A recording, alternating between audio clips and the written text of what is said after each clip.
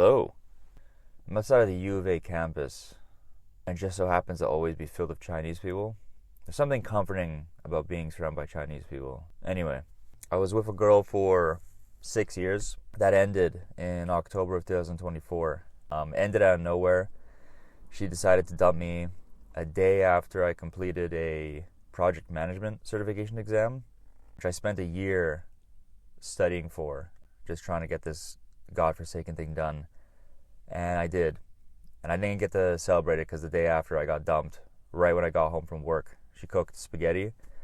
And before I could even take the first bite, she sat down beside me and said she wanted to break up. So just like that, 6 years just thrown into a furnace. I would say the first 2 weeks, it was like someone threw a flash grenade into my face every day.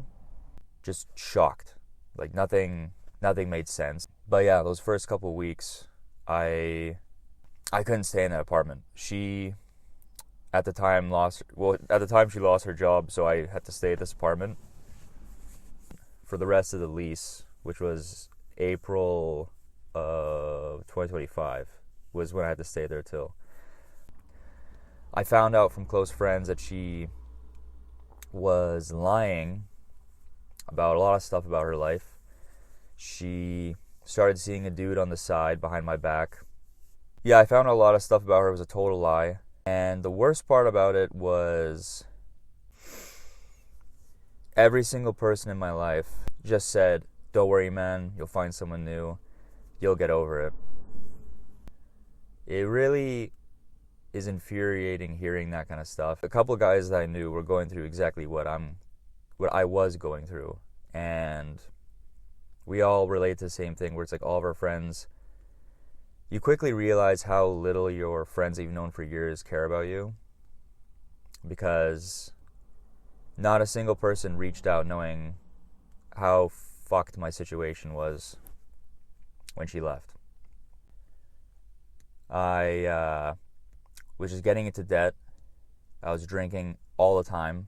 Not to get drunk, but just I hated staying in that apartment more than anything.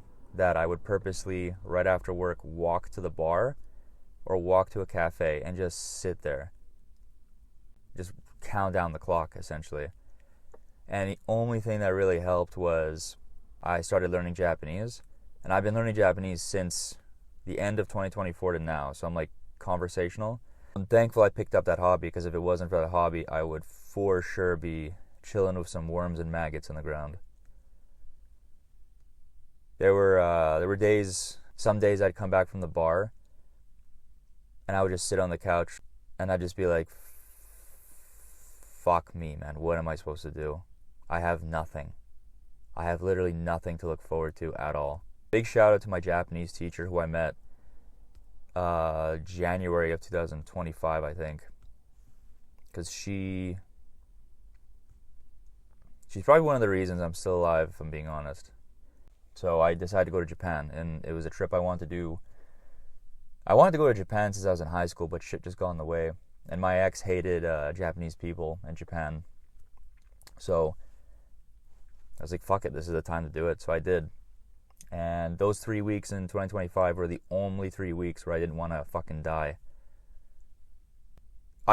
In my mind, once I got there, coming back would be like hell. So that's what I did. I went to Japan. I partied. I met a lot of people. It was the best 3 weeks of my life. Still was the best 3 weeks of my life. And then on the flight home, was holding back tears the entire flight to Vancouver. And then I got back to my apartment, and I was just right back in it. Japan definitely helped. And I'm glad I waited like 6 months before going. I didn't want to just like jump the gun right into, because I don't think I would have enjoyed it. Like, if there's one thing I could tell you, it's definitely have something to keep you going, for sure. Like, it doesn't matter what it is. I use Japanese as a crutch to like keep me on this planet, and I've been studying it the whole time, and it's helped. The gym also is extremely beneficial. I've been hitting the gym 3 times a week. So as people walking by, I'm trying not to scare the international students with my vlog. Anyway, so when I started feeling like I was finally coming out of my hell is when I put more time into doing stand-up comedy. That's something I didn't really bring up, is when I was still in the relationship, I got into stand-up comedy, and I was doing it like twice a week. Being around the guys was extremely important. So if you have a social circle that actually cares and is in your vicinity, spend as much time as you can with them during that initial phase of the breakup, because don't isolate, man. If you isolate, that's a fucking dangerous place to be, and I don't want that. I don't wish that on you. I don't wish that on anybody. But when I really started feeling like a decent person again was when I was doing the stand-up, when my Japanese level was starting to show like really well, and when I finally came up with a plan, and that plan was that I was going to move abroad, because I lived in Calgary. I moved to Calgary with my ex. Calgary is an amazing city, but the thing that people don't tell you is when you spend 6 fucking years with a person, any city you spend time in with that person for a significant amount of time, like you lived in that city, you're just haunted by those memories for I don't know how long, man. Like it's 2020, it's March of 2026. And there's some places I can't even walk into because I feel physically ill.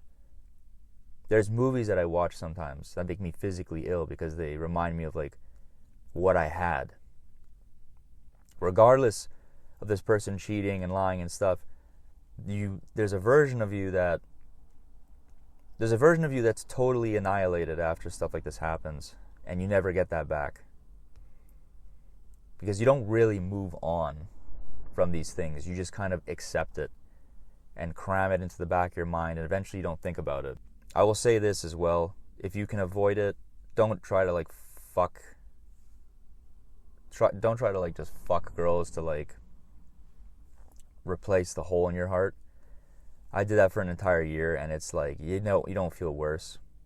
Excuse me, you do feel worse. You feel way worse. I know it's hard though. It's hard because when you get dumped, your like ego is shattered to pieces. You feel like a big diaper. And we're men, we're dumb. You know, it's like, well, I know what's gonna make you feel better. Fucking coming in pussy. So try to avoid that if you can. I wish I did, but whatever. I got bodies. We all got bodies, man. I'm hoping if you're like in it right now, like deep in it, that this helps at least a little bit, you know, because I mean there's so many success stories of like dudes being like, how I became a stoic Greek statue after my breakup, and it's like, maybe there's some guys that do that. I'm not one of those guys. Now I doesn't really give a shit about most things, and that's something you'll have to deal with and figure out how to deal with on your own, is the detachment, but you'll figure it out. It's the only thing you can do, man. There's not many other options. So, well, I hope this gave something. I hope this helped you in some way or shape or form, but that's it. See you later.